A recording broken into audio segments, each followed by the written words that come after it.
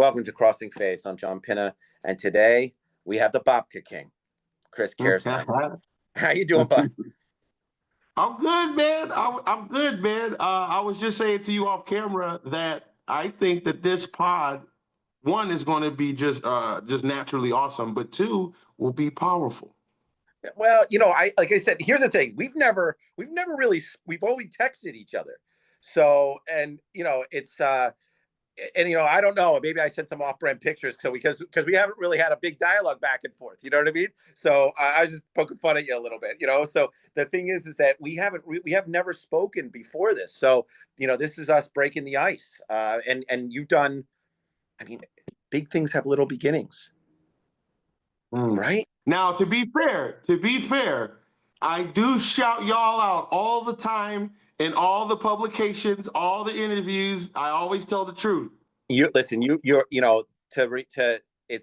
not only thoughtful for you to think of us and remember us, but it also means a lot.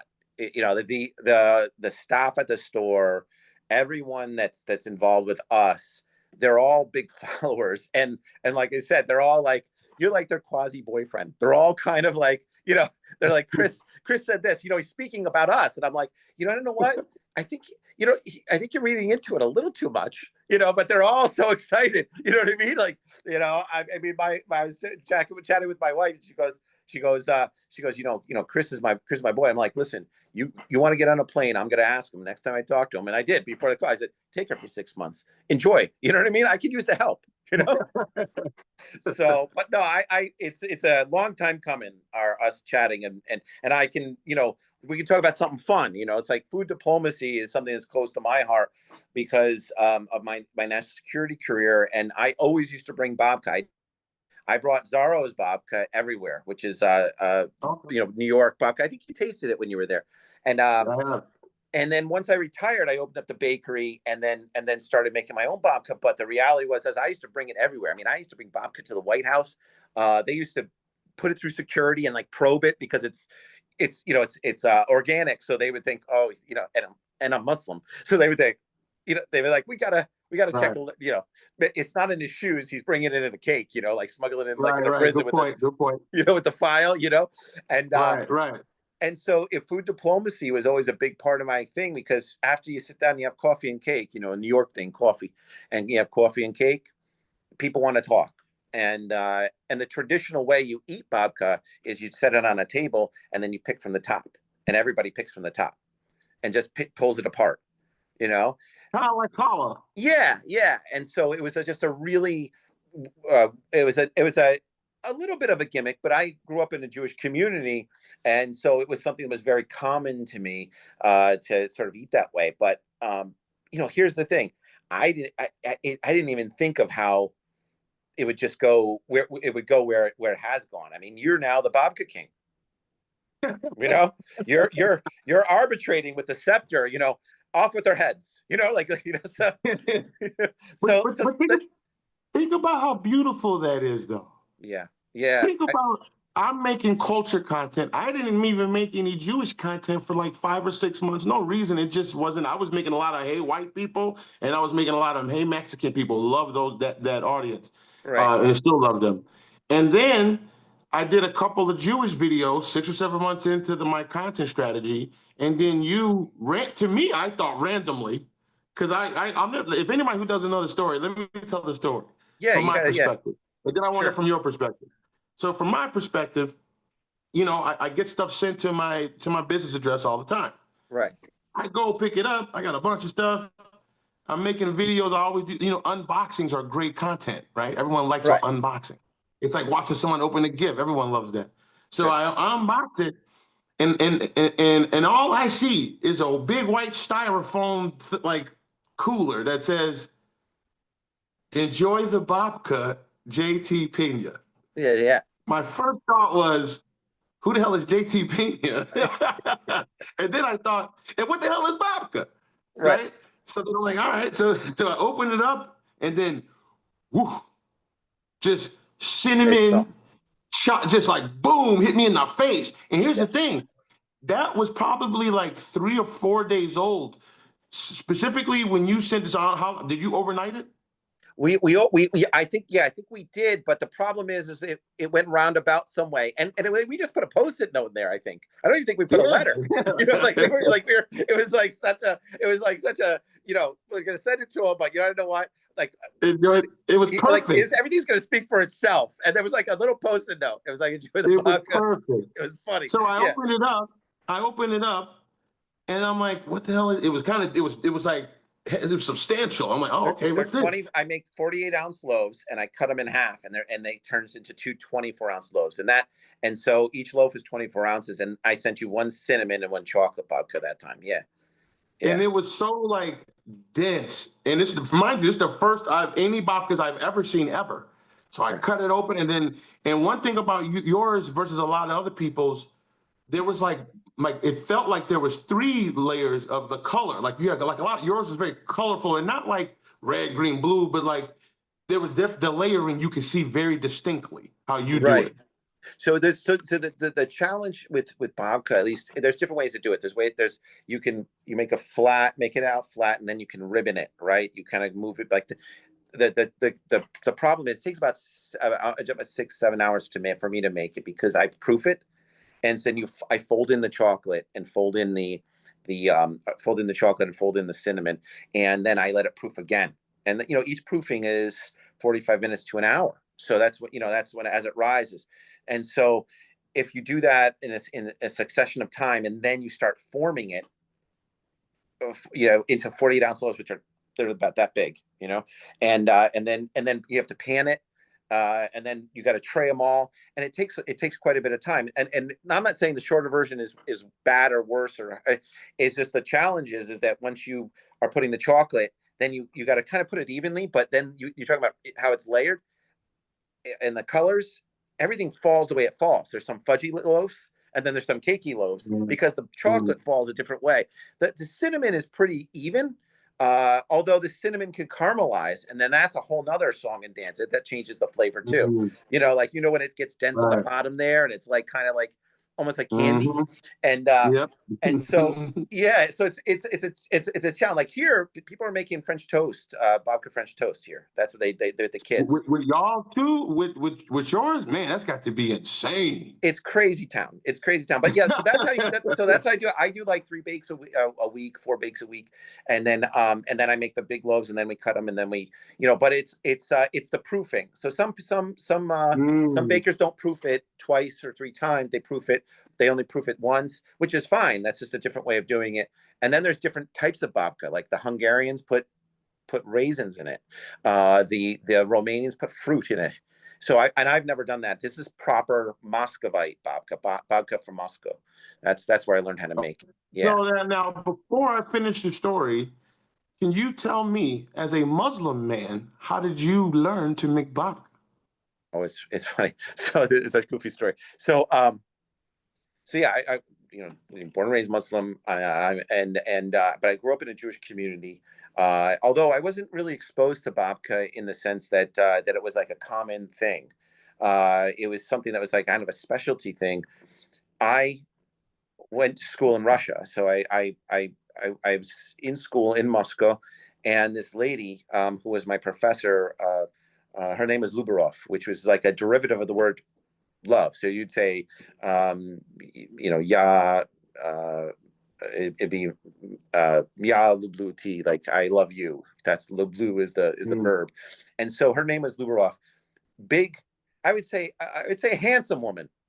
She was like an 80-year-old Soviet lady, and she was really big, like tall, and she had broad shoulders. I would just say a handsome lady, very stern. Her name was Love, so she didn't have to promote love. I would say she was a very tough lady. So I mean, and here's the thing: I wasn't doing the math on her background. Nobody knew what to, who knows what was going on. But she was about almost 80 years old, and I was at the Pushkin Institute in Moscow. A little plug for my alma mater there, which was tied to Moscow University, which was tied to Maris College, which is here on the Hudson River, and she said, I'm going to need you to come home with me tomorrow. So now imagine, and she was such a stern lady. the toughest thing you could say, I couldn't say no. The toughest thing I could say back is for how long? You know, like, like, you know, and here I am thinking, you know, she might be in love, right? And I don't even know what I'm going to say in that scenario, but here I am. So, and she said, and I said, you know, Shtoeta, like, you know, what is this? What for? And she said, I'm going to teach you how to make babka. And I said, why? She goes, well, I don't want my recipe to die, but I want to teach it to somebody. And I don't want anybody in my family to know the recipe. So she was like, What? you know, so she was going through some shit, you know what I mean? Like, you know, so like she was going through something. And so she said, and after she taught me over a couple of weeks, and then I was there for a year and a half. So we became closer friends when she passed away.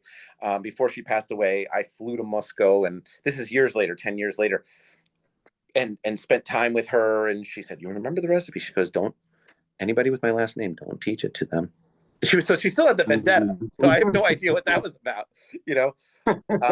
And so I just kept it with me. And I kept it with me for all these years. And then after I got out of the national security biz and my government relations, I came back to New York. I opened up the bakery and started making it. And it turns out that it is one of those, the word you said, authentic, before we started, I get people from New York City that come up and say, this is the way it used to be made. And so I don't know what used to, I just know what it is. And she was, you know, a Jewish lady from Moscow who was, you know, going through something with her family. She wanted to make sure it lived on. And she did, you could teach it to one other person, but don't teach it to anybody with my last name. I said, okay. And so, so that's my. Because your babka definitely has, and there's a lot of good ones. So don't take this as like better or worse, but yours has like a. So when I grew up also in a pretty predominantly Jewish area in the North Shore of Illinois, right? So like I was around, like Jewish people were not different. I know like most people have never been around a Jewish person, but I have been around them, grew up around them. A lot of my good friends are. And I feel like the one that I've tried, yours, I might have maybe seen it before, like how it looks, Right. like at one of my friends' houses or something. I don't think I tried it, but I remember looking at that because it's like a dark brown with a lighter brown, whereas everyone else is like chocolate or yours looks very unique. Yeah, it's proper Muscovite babka. Different regions, different cities make different babka, and different, like I said, peoples make different babka. I mean, I work very close with the Jewish community here. I mean, I have 3 ovens, 2 of them are kosher. It's not kosher certified, but it's kosher compliant. And then well, there's a whole song dance when it comes to kosher. I know.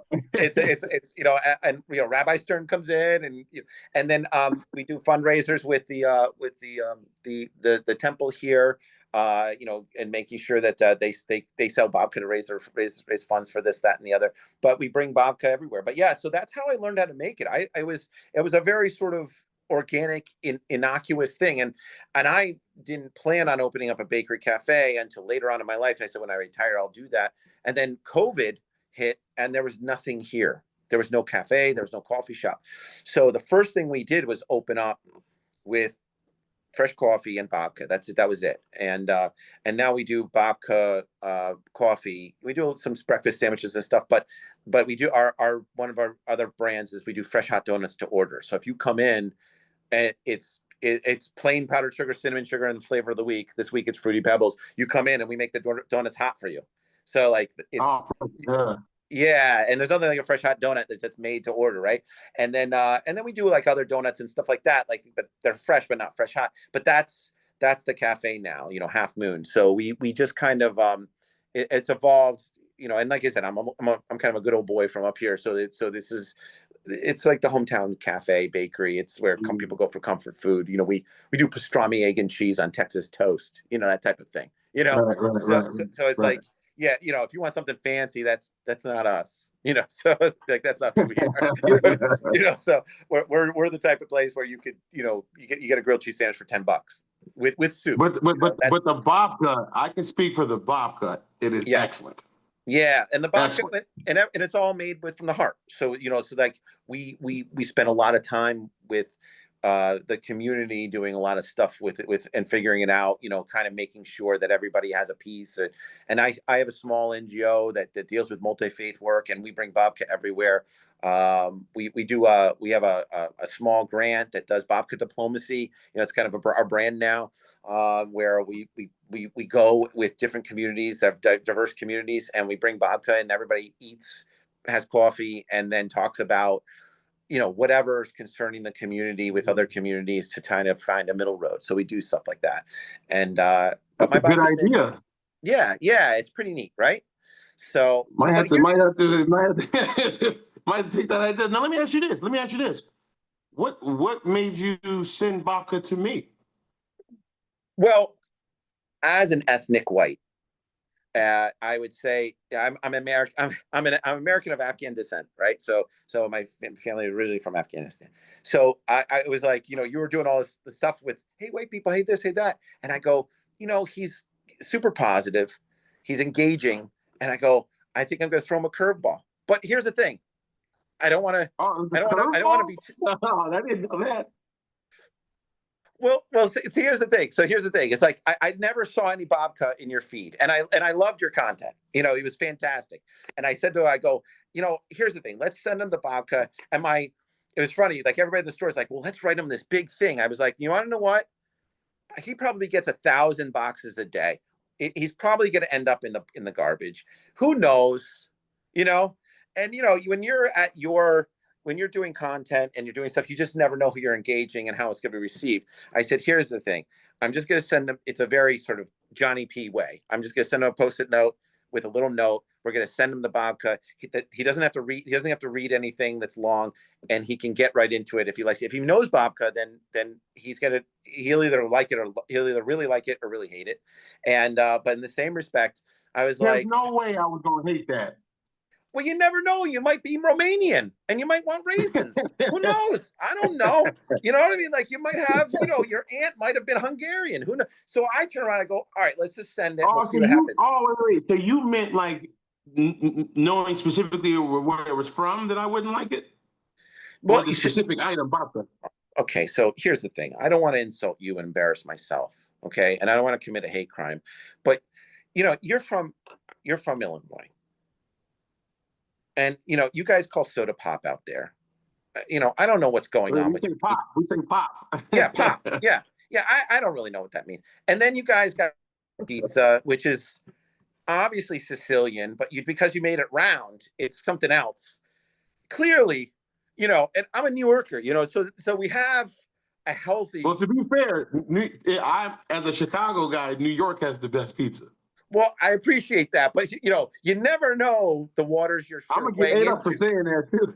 I know, I don't even know, are you all gonna be all right? Do I need to do a wellness check in a day for saying that? Yeah, I gotta be honest, man. I like Chicago. First of all, especially compared to deep dish, not even close.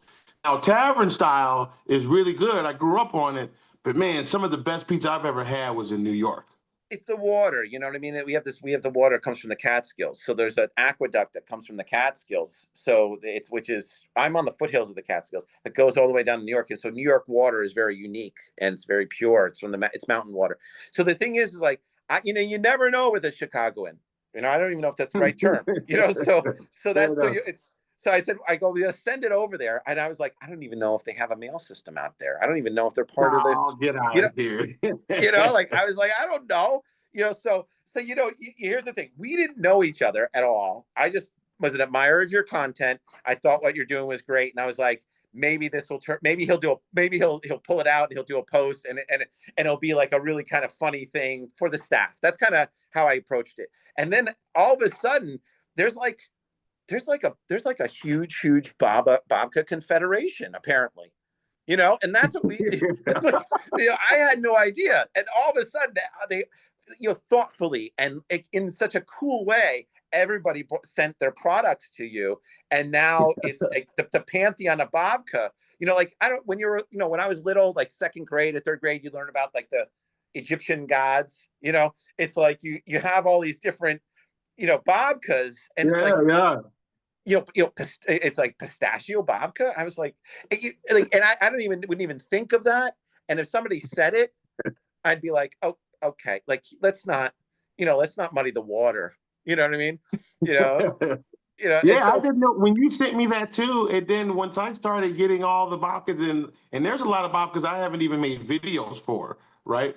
And it's just funny that like you start once you become behind the veil of something, like you just said, like there's a lot of places doing babka, they're doing it different ways, they're doing different yeah, things. It's like so like, oh man, and it's a market that like not many people have tapped as an influencer. how amazing is it, the diversity of babka, and then how amazing was it that first of all that people just said, you want to know what, we're going to send our babka, and it wasn't like our babka is better than this guy's. It's like, try it out, this is, it was, there was a, Well, hold on. I gotta push back. You didn't say that, but one thing I have learned is that specifically in the Jewish culture and anything to do with babka, I know whose babka is the best. I hear that a lot. really. I hear that a lot. Somebody know? Did it freeze on us? Oh, here we go. No, No, we're no, good. no. Yeah. No, I think that it's, maybe that's so, but the beauty of the diversity of babka and the people out there that wanted, that felt compelled to send it to you. And then here's the thing, like you're probably the only person on the planet, maybe the galaxy, the universe, and maybe the galaxy and definitely the universe that has tasted such diverse babka. Like, I don't think anybody's tried all that babka. Like, like you're like 30 or 40% made out of babka now. You know what I mean? Like there's, Yeah. They're so like, like, well, I'm gonna take a piece of babka. right. So you might be like, I would argue, and I would say you might, like, if you have a list of all the babkas you tasted, you got to submit that to the Guinness Book of World Records, because you'd be like the guy who's eaten the most babka, on the diverse amount of babka on the planet, right? Yeah, and it's only going to improve. I just saw one from Zabars. They got like a Zabars. crazy one. Yeah. Zabars, where it's like red and green. I'm like, what? So I Yeah, got to they've get, got a whole song and dance down there. You can't do the math and what they're doing. You know what I mean? So like, like but I got to try but it. The Babka King, I they got to try it. Zabar's is crazy. They have a really, really good babka. And I admittedly, like I'm a traditionalist. I didn't make cinnamon. It took me 2 years to figure out whether cinnamon was the right thing to do. Like it was, because I was like, I made the chocolate, and then everybody's like, well, can you do the cinnamon? Can you do the cinnamon? And I was like, I really don't know. And so then we did cinnamon, and that was a hit. And it took me 2 years to develop vegan babka, and that was to make it taste like Mm. the other babka. That's a whole nother, and then of course the celiac people want me to do like flourless, and I was like, we deal in vices here. We deal in caffeine. We deal in sugar, chocolate. Like I can't. So but yeah, I think that the challenge is that how amazing is it that you're now the hub of, and really a food diplomat. Not I So, mean, bro, so you can't make this up. Think about with the story. The story is there's a content creator who's making cultural food content. right, A Muslim man yeah, sends him a Jewish babka right, to a black guy right, from Chicago. right. The video does well. It's Well, a good the product. recipe is from Russia, right? It's 30 years Well, old, from Russia, and the from a recipe from Russian Russia. Jewish lady. Yeah, Right. So it's just that alone is interesting. And then because people saw the joy of that video and how much I actually genuinely enjoyed it, more and more people kept sending it. yeah, And then it just kept getting bigger. Now I got deals with other bakeries, and then I'm going to different things and showing people how to make it now, and now I'm traveling the world now. So it's like, so your decision to send me that, again, could it have been sent another time? Maybe, but you were the first one to pull the trigger on it, and right. look what that has blossomed into. And And, that's and the and and between me and you, and I think you understand this, it's way more than food. Like, the food is just a tentacle. yeah. It's way more than food, way bigger. Well, that's the thing. It's like, with food. There's fashion diplomacy. There's different initiatives that the United States uses to engage people, right? There's fashion diplomacy, music diplomacy. There was skatistan. There was skateboarding as diplomacy, right? In Afghanistan, they called it skatistan. With this, the part of it is the beauty about something like this is that when I sent it to you, like with the post-it note, there was a whole point of it, like, it could just fall. You could not open it, or you could fall flat, or you could be like, this is not my circus, not my monkeys. You like very, very easily. Mm-hmm. So there was a little bit of like trying to like nervousness, and then the other thing was it wasn't pejorative, right? So it's not like I said, taste this, you're gonna love it, or taste this and ask other people, and we have the best. Or it was just sent in a very sort of benign way for you to try. The way you did it was very, and to be fair, most people like they have some sense. If anything, what you did differently than a lot of other places is you kind of kept it simple. Right. You let the product do the talking. You let the energy behind why you sent it do the talking. And it's funny because that is what caused the big thing. Right. Whereas everyone else, and I love it. They write a long thing. This is why we're doing it. This is what we're doing. Da da da da. Yeah. And it's beautiful. But your simpleness, like the energy behind it, literally turned into what it is today. No, yeah, but it's because, well, I did tape it up. You did make it. We should send it to you. But the way in which you received it, and that the way in which you do what you do, was part of the reason why we sent it. Like all the crew there, like half the crew laughed at me, right? They were like, well, cares none.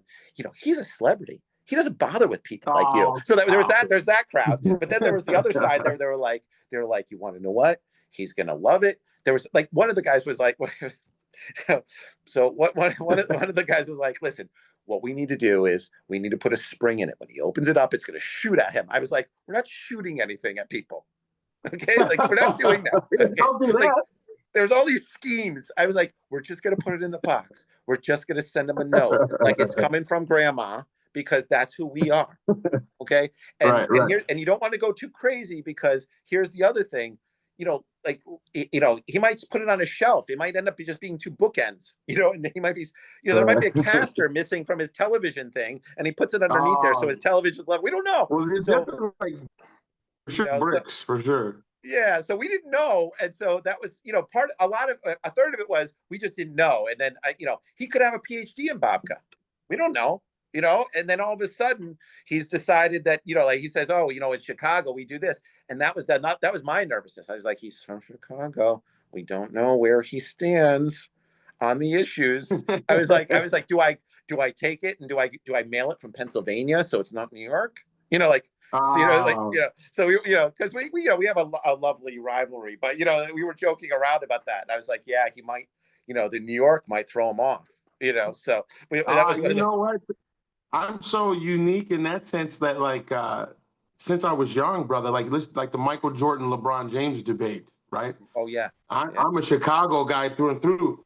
I have a Bears tattoo, right? Literally. The Bears, the fridge, But to me, LeBron is the best player who's ever played. And I'm willing to stand on that because that's what feels right to me. And in Chicago, that's a tough thing to say, right? That's a tough thing to say. So, right. Like with us. But I'm the kind of person who is willing to do that.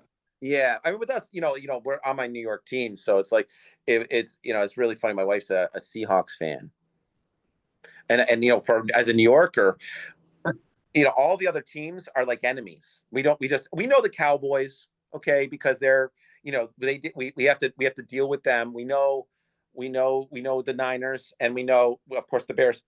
But the reality is like they're all the enemies. And my wife goes, it's this, we're gonna go see a Seahawks game. And I was like, who's that?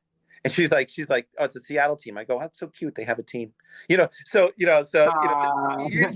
how New York pride is, right? And all, how these rivalries. So, I mean, like what you're saying is like a hate crime. LeBron is the GOAT against Jordan. I know.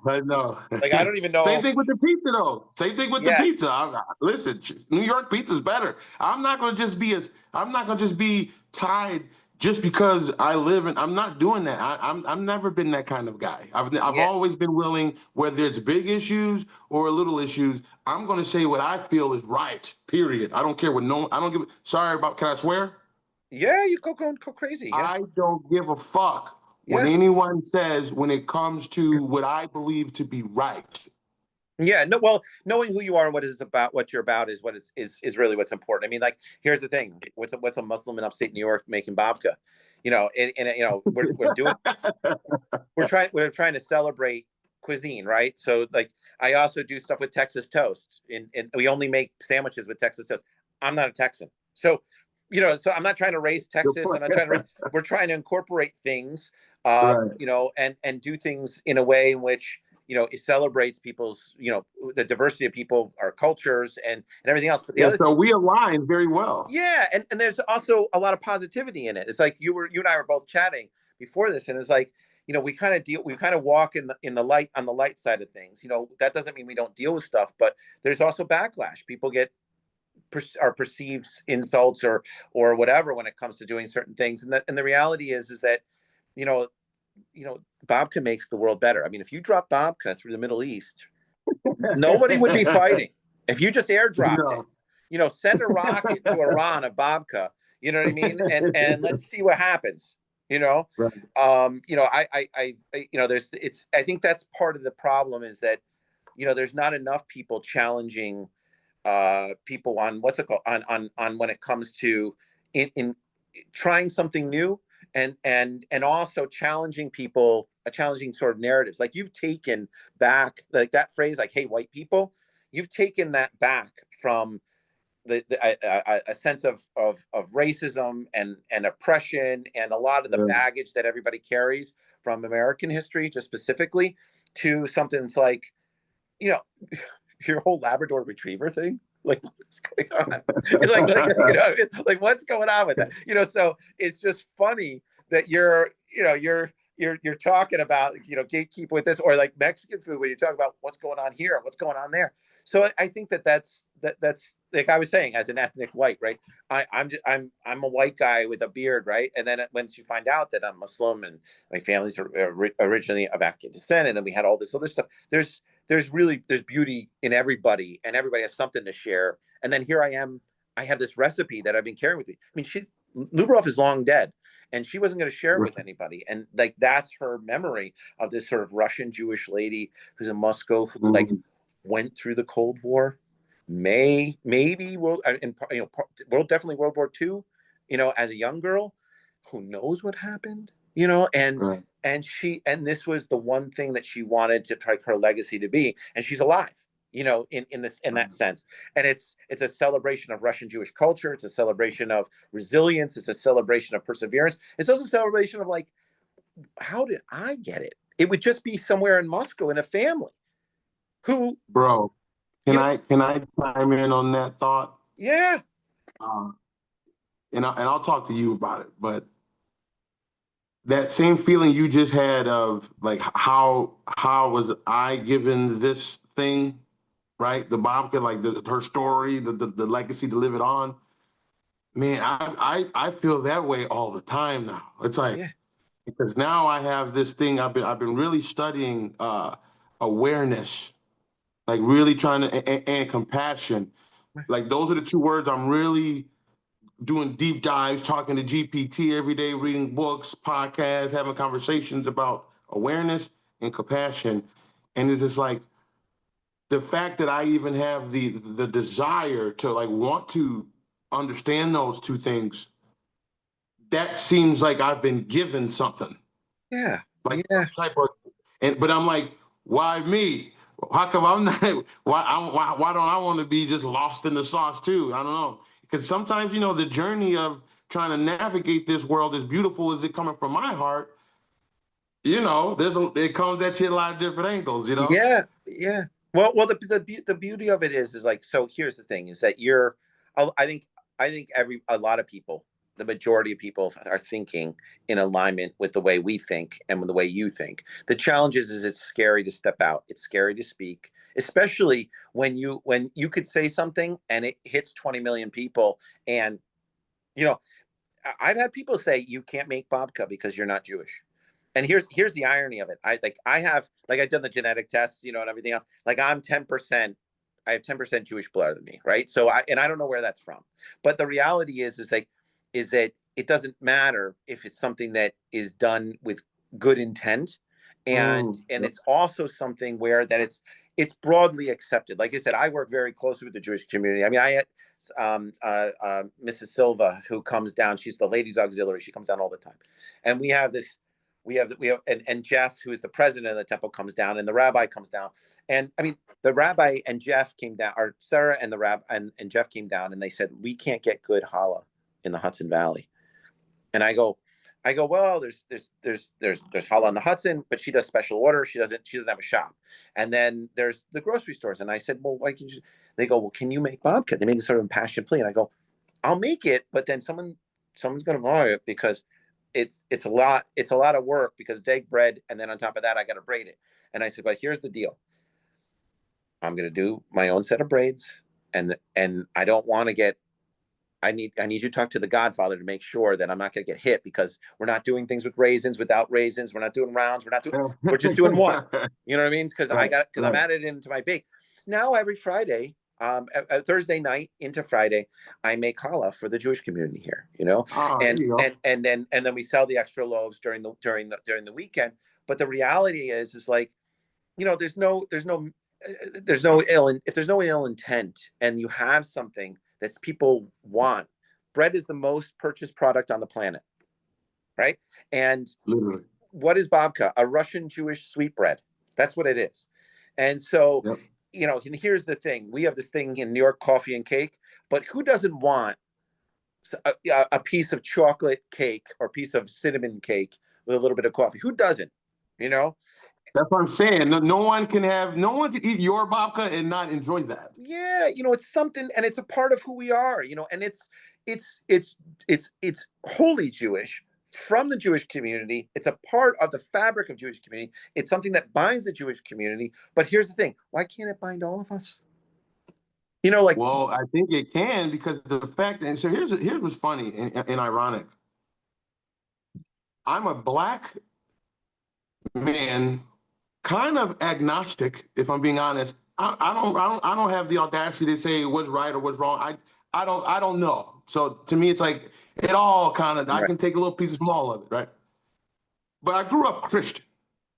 Sure. And my grandmother's devout Christian, right? So the fact that the Jewish culture is okay and willingly wanting a non-Jewish person to be the face of something very Jewish, right? Extremely kind of Jewish. says a lot about the culture. Yeah. And here's the other thing: is like again, the ability to want to step out, the want to move into the public space is treacherous. It's dangerous. It's difficult. And you do it. And you do it with not only with good intent. You do it in a very thoughtful way, and you're doing it to engage and to share. You're not just soul sourcing, right? So you've been going to the Mexican restaurant, you've been going to the Armenian places, you're going all over. So you're not pandering, and you take the politics out of it. I was worried about that at first. Somebody had actually made that comment a long time ago, and when I say long time ago, I mean like 8 or 9 months. They were like, I see you pandering to those people. That's what the exact quote was. He was like, I'm off. He was like, and then I had to, and I wanted to make sure to question myself, right? I said, well, hold on, am I? So then I'm talking to GPT. I'm asking questions. I'm learning what pandering truly is, what it implies, and I came to the realization that it's not pandering because, one, I do all cultures, but two, it's invited. Right. It's invited, and I'm not. But hold on, one more point. I'm not saying that these people are better. They're part of humanity like the rest of us. Well, but you're also reacting. You're also reacting to things. So here's the thing. I'm not Jewish. So here's the thing. Here's your argument against pandering. A non-Jew sent you babka they make that's a traditional Jewish recipe from a Jewish lady in Moscow. And it was just like, give it a try. So it's not like it was some kind of Trojan horse to get you into somebody's camp, you know what I mean? And then be like, all right, now he's an ambassador for, some kind of agenda or political agenda.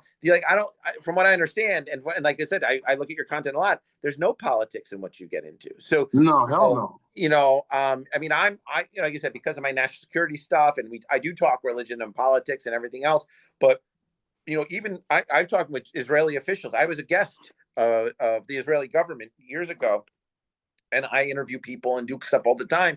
And one of the Jewish officials, the last guy that I interviewed, he was Israeli and he was a member of the government. After the interview, he goes, "This was the most respectful interaction that I've ever had with like a non-Jew in an interview." And I go, yeah, it's not counterpoint. It's not gotcha. I'm just trying to understand your perspective and get, and if the listeners want to take that a certain way, that's their own thing. Just even like the two of us, what are two non-Jews talking about babka for? Because it's delicious. Which is crazy, but it's awesome. To me, there's some symbolism in there, man. There's symbolism in that whole story. How you specifically, in your upbringing, how you got the recipe, and then how you got it to me, and then how it manifested, and then what it's become. That there's something beautiful about, what was her name who gave you the recipe? Dr. Lubarov. Yeah. I think now that that's out there, her story is more of a thing, because think about what it's going to do. Yeah, I mean, I don't know what her family's doing. I have no clue, but here's the thing: is like it's how beautiful is it that this is like, it's transnational, right? It's global. There's like that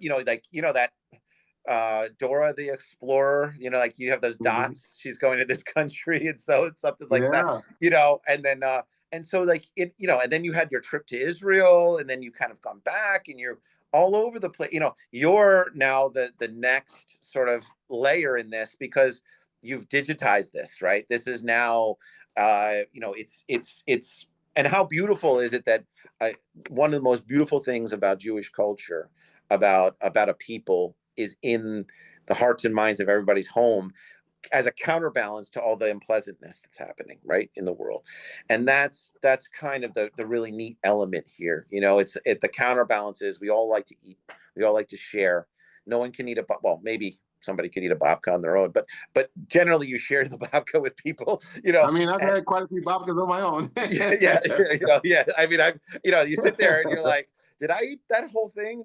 And then you're like, am I going to be okay? Be careful. Yeah.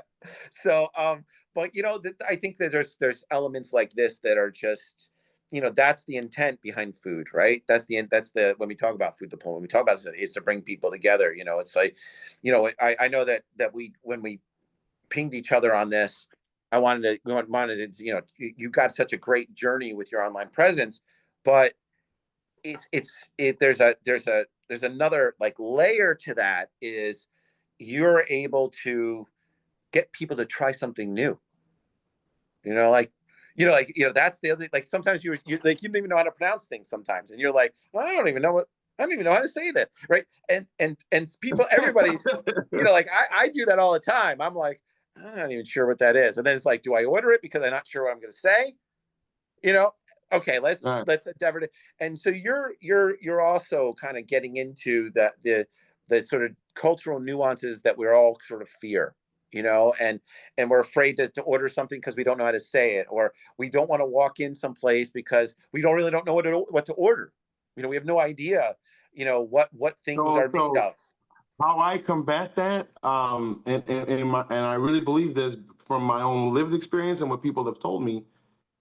If you're saying a word wrong, well, first of all, online, just as far as content works, misspelling something or missaying something, or something seems a little off, is great for engagement, because people either A, want to check you, or B, they want to help you out and get it right. So that's just good for content when something's a little off, right? Just as a content creator. But I've never done it on purpose. So my Rugalash video, oh yeah, I thought I was being respectful.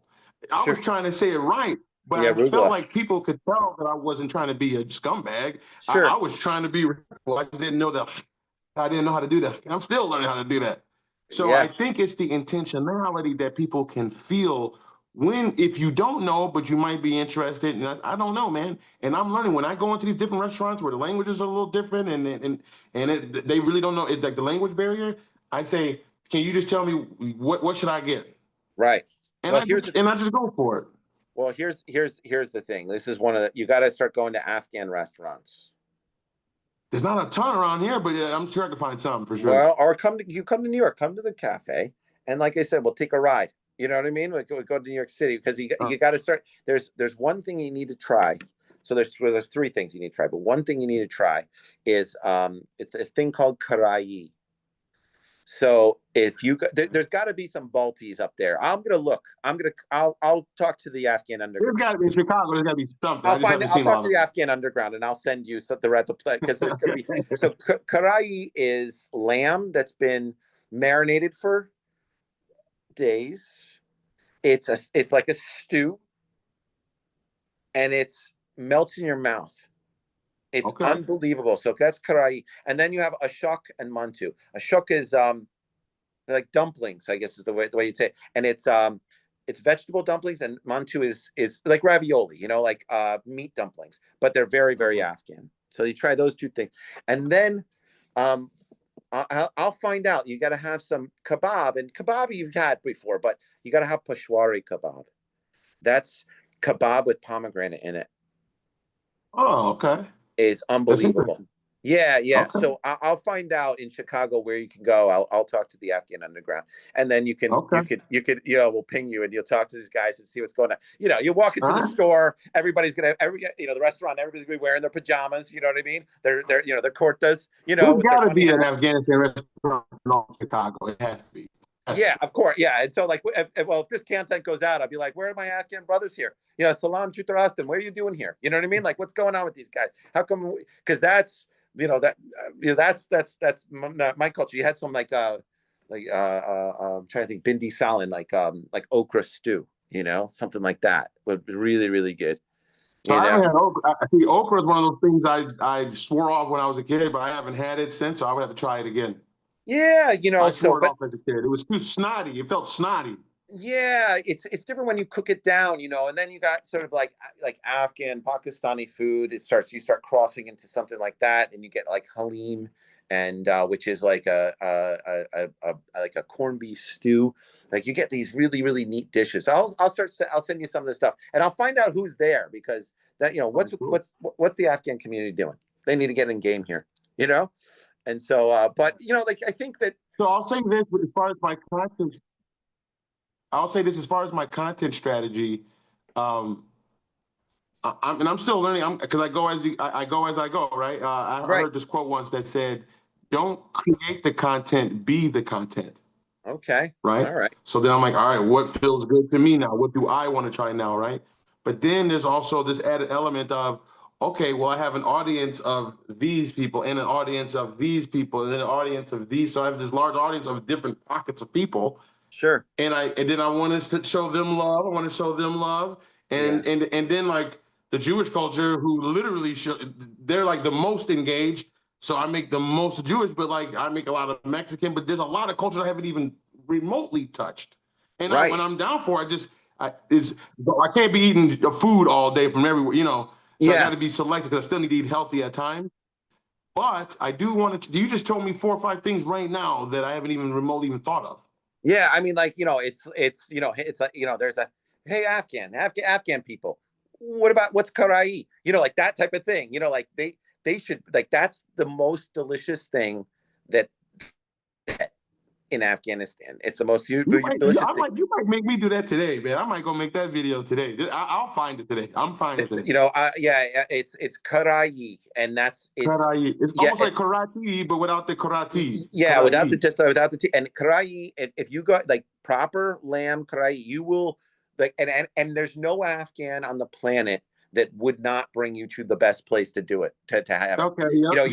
You know what I mean? Like because here's the thing, like like there's a, your chest is out, you want to be proud of it, so, Right. but there, like, and there's other cultures that have it, like in South Asia, and South and Central Asia, like the Baltis make really good karai. And so, but in any event, like, yeah, that's like, you do it with the flatbread, and they'll give you, it's served family style in a bowl, and you just, you pick, it's All right. unbelievable.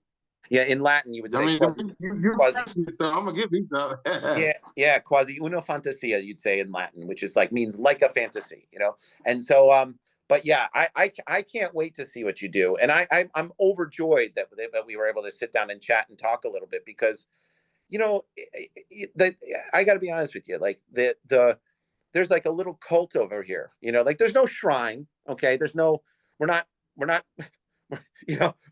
we're not making alms and stuff like that, but everybody loves you at the bakery. And then here there's like this community about, cares none, they're like, what's he up to, what's going on, and they're like, have you talked to him? I was like, I don't talk to him, like I'm not, like I was like, Well, we're that's gonna not, change. That's gonna change now. you That's know changing now.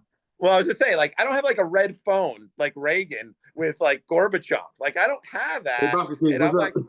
like, yeah, like, what are we doing here today? Are we doing this? So, but I said, here's the thing, is that's the beauty of it, is like, we're kind of in each other's hearts, as we're doing things, and that's, you mention us a lot. And then on top of that, it's like, we're sitting here going, I hope he does this. I hope he does. Where do you think he's going to go next? And I'm like, well, do we put a map out? I You get it know all what the I mean? time. What's he gonna try next? Yeah. And I was like, I don't know. And then, of course, then I was talking with a buddy of mine, and he's like, right away. He was like, my buddy's from Mazar, right? And he's chest out. He goes, I went online. I saw his content, and I go, what's going on here, buddy? And he goes, where's the Afghan food? And I go, he just hasn't gotten it to it yet. Like, I was like, why you gotta be crazy? I go, here's the thing. Does he even know? And here's the thing. So I was like, I'll mention it on the podcast. I'll mention the 3 things we do. And you want to know what? It's up to him. Maybe he's got it on the blotter. Maybe he's got the content thing. But here's the other side of it. If I say it's delicious, I don't think he's not gonna do it. Like, I was like, so you know, No, so listen, I've tried everybody. I've tried Palestinian, I've tried everybody.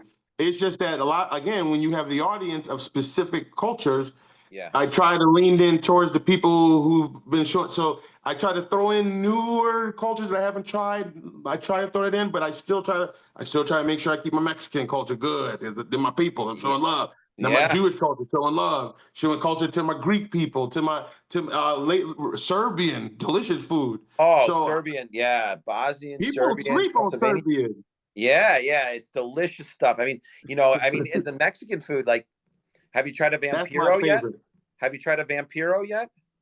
Oh yeah, yeah, I have. Delicious. Yeah, the No, vampiros are Mexican delicious. food is my favorite food by far. Yeah, I mean, it's closely tied to Arabic food. You know what I mean? It's very close. Like, it's very similar. Like, and then how kebabs are made and shawarma's made. There's a story that when the Spanish came to Mexico, part and parcel was bringing the idea of kebab, and that's how tacos were made. I don't know how true that is, the history of it, but that's Oh, the okay. because Spain was conquered by the Arabs, and so for hundreds of years they were eating Arabic food. And then when the Spanish moved over, to Mexico, this South America or Central America, they brought that taste with them. And then because the Mexican food was or Central American food was uh, mixed meats, the fresh vegetables and all that other stuff with the pita, that's how it was portable. And that's the connection Oh, between okay. Mexico with tacos to Spain to Arabic culture. It's kind of crazy, right? Very Oh, similar wow. to our Okay. thing. Yeah. So there's like a lot of really interesting connections of food, and a lot of it some of it has to do with, like, some of the terrible things in history. But here's the beauty of it, is that food is portable, and it transcends time and space. So I don't know when babka was invented, but I do know that the recipe came to me in the 90s when I was in Russia, and we were friendly with Russia, and Russia was like, it's the Yeltsin era, right? And so and now we're, not so friendly with Russia, but there's a piece of Russia that everybody's eating when they eat, our babka, and there's a piece of Jewish culture that they're celebrating, and there's a piece of this lady, and that was my professor, and then there's also a piece of me in it, and now there's a piece of you in all this, and that's like we're all unrelated if we don't try to interact with each other in something, and food is the way to do it, so but I 100%. yeah, so what's next? What's going on? Where are you going? Are you traveling internationally yet, or what? Well, yeah, as a matter of fact, shockingly, I'm going back to Israel in 3 weeks. Oh yeah, nice. All right. Yeah, because I had already had 2 trips set up. So to be fair, but then I want to go to New Mexico. I want to go to Mexico City after that. Okay. I got a trip. I got Toronto coming up in a couple months. Nice. I got all kind of places in the country. United States is so big. I can just go a lot of places in the country and Sure. try new stuff. So as far as that, as far as just content, as far as where I'm traveling, yeah, it's getting global now because I see myself going all over the world now. But I'll say this, man. I'll be honest. I've turned again. My whole thing, my whole shtick is transformation. That includes the mind, right? That's as a matter of fact, that's probably the main part of transformation is the mind. Right. So now that I have the pulse of a platform where the voice is amplified, now I can throw in what my real who I am energy in, so then people can maybe start some ripples.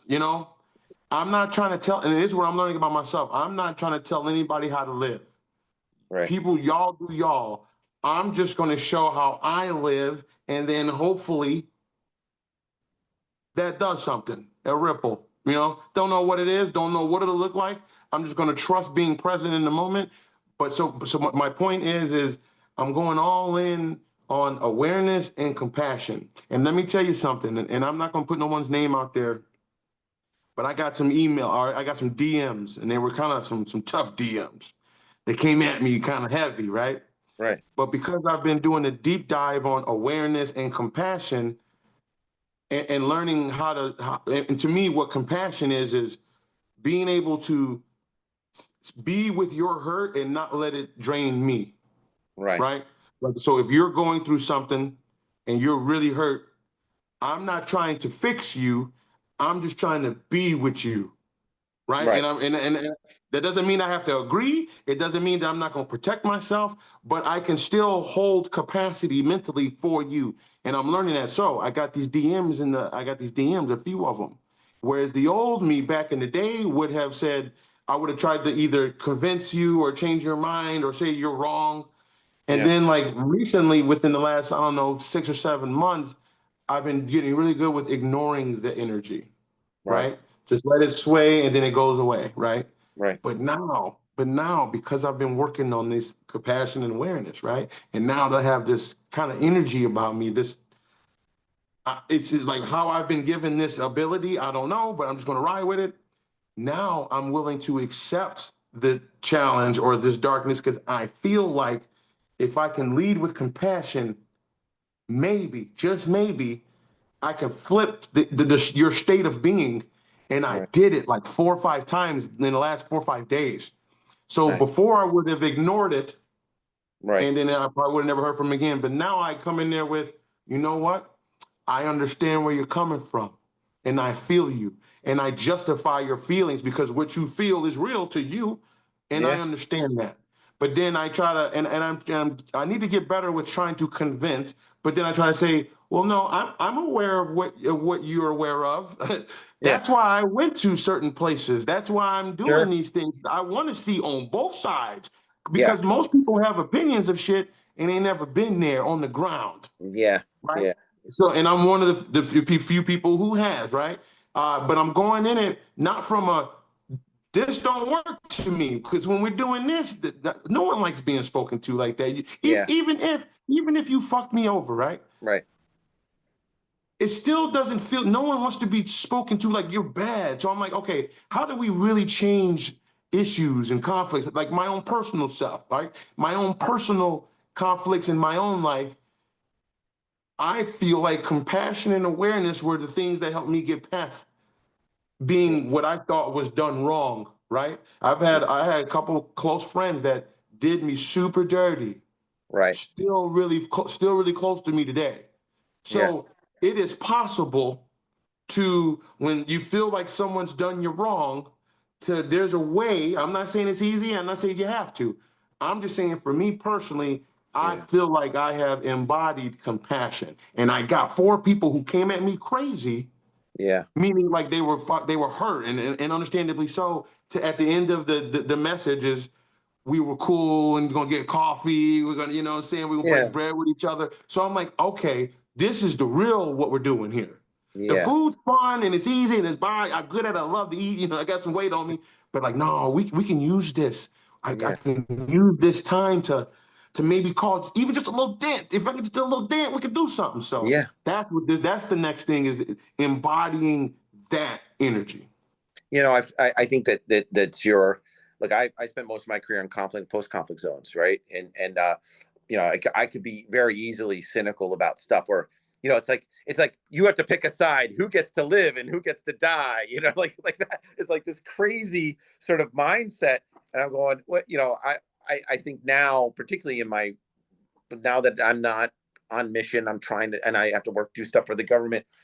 The idea is that now I can embody something very, very similar. Like, that's what the food diplomacy is all about. That's what Babka diplomacy is about. That's why we have a gathering place here. That's why I reached out to you. I go, this guy's doing great stuff. I wonder if he knows about Babka. The thing is that, and we kind of see eye to eye on it. It's much harder when you start tackling the issues, right? From when you start tackling somebody who's got differing views, and you talk about, compassion, awareness, this stuff.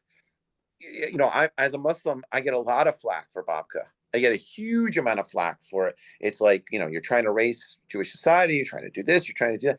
And I'm like, look, here's the thing. We've got articles written about it. We got this, we got that. Here's the thing, and the first thing I say is, where are you? Where are you? Why don't we sit down and have a cup of coffee? That's the first thing I said. Where are you? I was like, and if they're obviously in proximity, it's easier. But if not, you want to know what? Let's get on the phone. Let's talk about what's going on. And like you said, it might be something on them. It might be something that they've got, something that hurt that they have. Me, I've been around a lot of vulnerable populations. What part of my job, was to engage vulnerable populations and figure out how to advocate for them, in the larger construct, right, of national security, right? So, I've been to the northern territories of Pakistan, 110 countries, and around the world. I used to travel 300,000 to 400,000 miles a year. Imagine that, right? For almost 30 years. Yeah, for almost 30 years. Now I don't do it so much, but the reality is that, you can get jaded easily. You can get, and a lot of this stuff is heartbreaking. But the fact is, if there's not people like you willing to go out there and create a space for people to have that discussion, or even, like you say, some people to come at you on your DMs, that's engagement. And you want to know what? It can be spun positively. Like you said, you just turn around, like I said, what's next? And you said, I'm going to a few places, but the thing you landed on when I said what's next is, you're like, I'm like changing people's minds, hearts and minds by engaging them, because I'm on this awareness thing. That's where you went.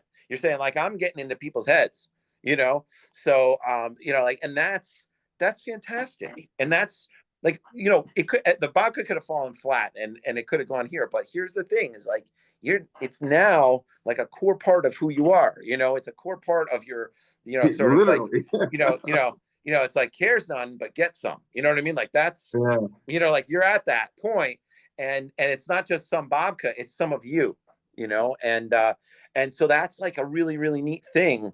Black people, we blush too, man. Come on, man. I listen. I was a little nervous about rhyming in front of you. I'll just be honest with you. You know what I mean? I was like, I'm a little nervous. You know what I mean? I don't want to go down that road. You know what I mean? So, but the thing is like, that's my cultural holdup, right? You know what I mean? We, like, my family is like Fordham Road and down in the Bronx. That's where they're originally from. So, like, like, I don't know if you know Fordham Road, but that was a tough neighborhood back in the day. Okay, so we you used to walk down and you were a guest in the neighborhood, and so the Woo had a clubhouse there. So Okay.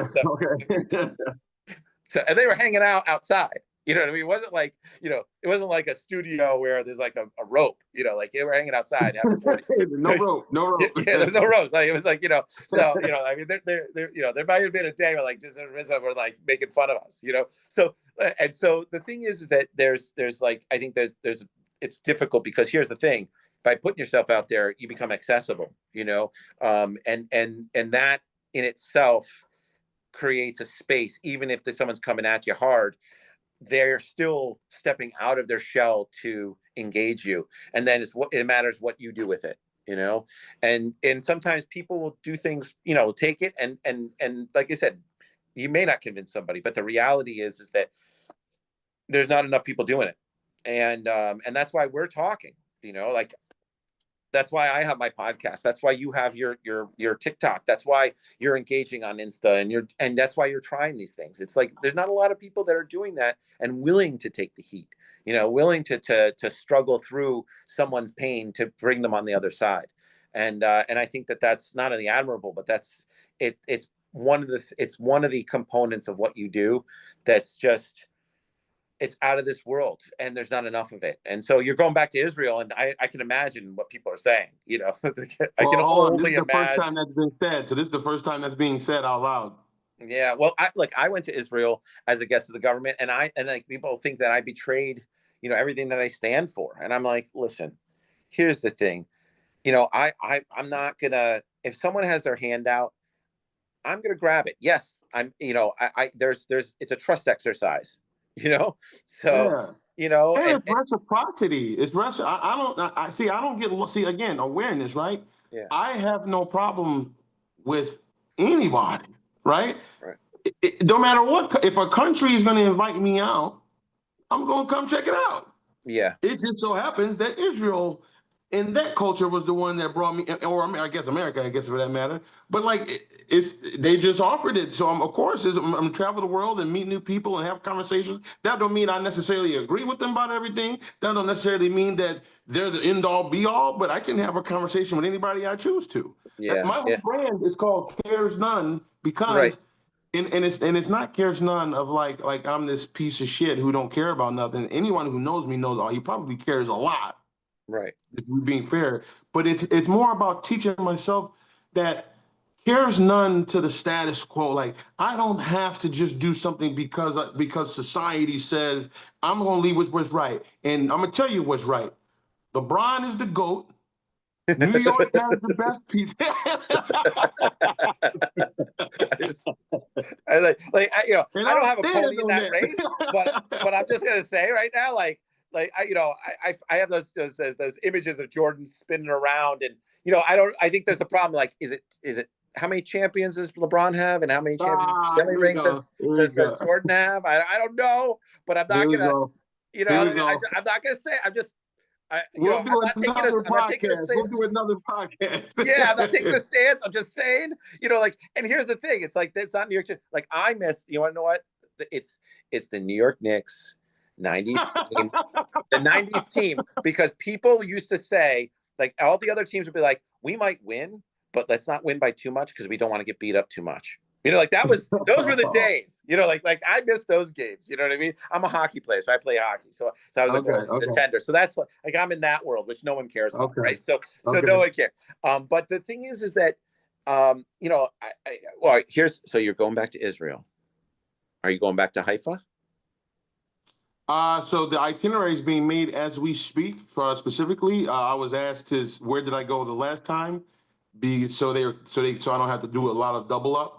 Right. But, I mean, I went everywhere. The last one, I went to Haifa, I went to the Dead Sea, went to Metzpet Ramon, went to Jerusalem. Jerusalem was a vibe. I was shocked how much I enjoyed Jerusalem. Oh yeah, listen. So in Haifa is there's a guy there, Baba Mansour. Okay, Baba Mansour is the head of the Druze community. The Druze community are, so I'm Muslim, so I'm Ishmaeli, right? So or Ismaili, depending on how you say it, which is they're Sunni Shia. I'm on the Shia side, and I'm a minority within the Shia side, right? So and the Druze are like our cousins. So they're Muslims in Israel, and so their community, the head of their community, is this guy called Baba Mansour, and he's with Baba means daddy, right? So, and he's in Haifa, and you need to have some Druze food, Druze, No, in no, no. I in think I have. yeah. Yeah, because I went to Haifa my second to last day there. I had a little personal tour, and yeah, I tried some. That name sounds so familiar. We went to a couple of what was it called? Shawarma Emil? Emil, yeah. That I was I like I said here, I'm saying it to you, and you'd be like, Baba Mansour was the head of interreligious engagement for the Israeli government, and the Druze community is a flourishing community in Israel. And you want to know what? It's unique. And so to have Baba Mansour host you, like he'll okay. have him host you at his I'll house. set that up maybe. You know what I mean? Like, and I mean, because you're going to get the pantheon of all kinds of good stuff there. But here's the other side of it. It's like,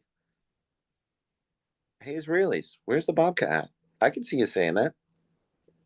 No, I said that. Yeah. It went viral because I'm like, listen.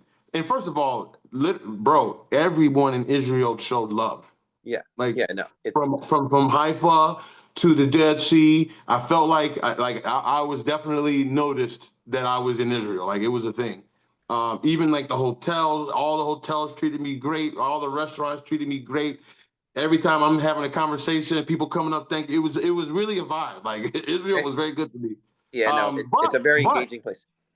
But yeah, where the hell is the Babka? Well, I mean, where are the bakers? Where are the bakers at? And that's the thing. So, that's, I think, that like at the Mamilla Hotel, it's really small. It's a tiny, I thought it was crunch cake. It's a tiny low. Yeah. Like at the Mamilla Hotel, because I would go down there and then I was like, what's going on with I was like, is there an embargo? Like I was nervous. I would go, what's going on with the babka?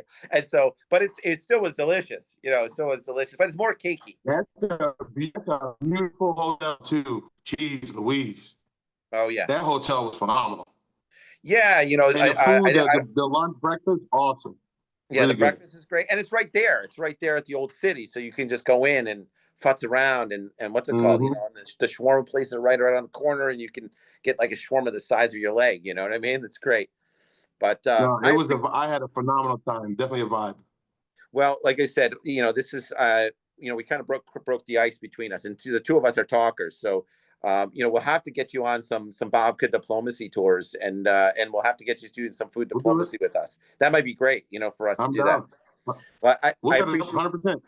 Yeah, I appreciate you taking the time today. It means a lot, Bob. Of course, brother. Anytime. JTP, the man, the myth, the legend. No, listen, it all started with this one little Post-it note, and then you're going, you know what? I'll give it a shot. You know what I mean? And then I remember I remember that the announcement. You were like, I don't know if there's any difference between these things, and then you're like, this is different. This is different than the other one. I don't know how it's different. I'm like, yeah, this is different. It was really a funny moment, in time. So, but like I said, thank you so much for taking the time. It means a lot for you to think of us. Very gracious of you. Ditto, man. Ditto. Thank you, brother. You stay out of trouble.